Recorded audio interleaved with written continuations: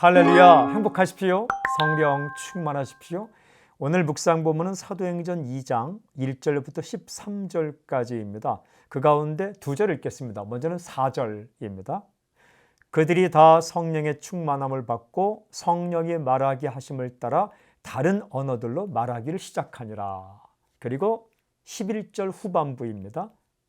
우리가 다 우리의 각 언어로 하나님의 큰 일을 말함을 듣는도다 하고, 방금 읽은 구절을 관찰하면 이런 구절이 나옵니다. 다 성령의 충만함을 받고, 그러니까 성령으로 충만하게 되었습니다.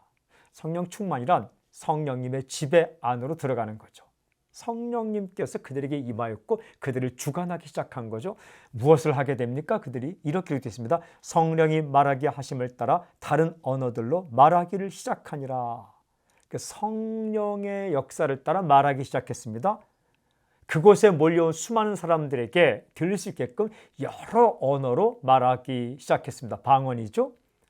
알아들 수 있지만 많은 사람들의 언어로 말하기 시작했다. 그러면 그 말하는 내용이 무엇일까요? 이렇게 기록되어 있습니다. 11절에 하나님의 큰 일.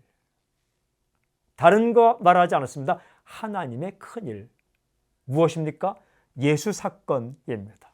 하나님께서 계획하시고 하나님께서 이루신 사건, 예수님의 사건, 즉 예수님에 대한 이야기입니다. 그들이 성령 충만을 받고 말하게 된 것은 예수 이야기였다라는 거예요. 오늘 메시지, 성령으로 충만하면 하나님의 큰 일을 말하게 된다. 아멘. 그렇습니다. 성령님은 예수님을 증언하시는 분입니다.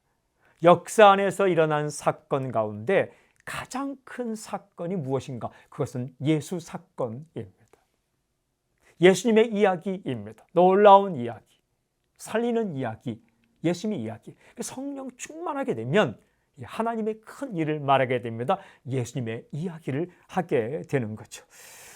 오늘 이 땅에 살면서 성령 충만하여 하나님의 큰 일, 예수 사건, 예수님에 대해 이야기하는 놀라운 역사가 당신에게 일어나기를 바랍니다. 두려움이 사라지고 부끄러움이 사라지며 성령 충만하여 예수님 이야기, 하나님의 큰 일, 놀라운 일, 정말 상상할 수 없는 일, 은혜의 사건, 예수 사건을 말하고 고백하고 증언하고 함께 나누고 증거하는 당신의 인생이 되길 바랍니다. 오늘 적용기도 성령 충만하여 하나님의 큰 일을 말하게 해 주십시오. 아멘.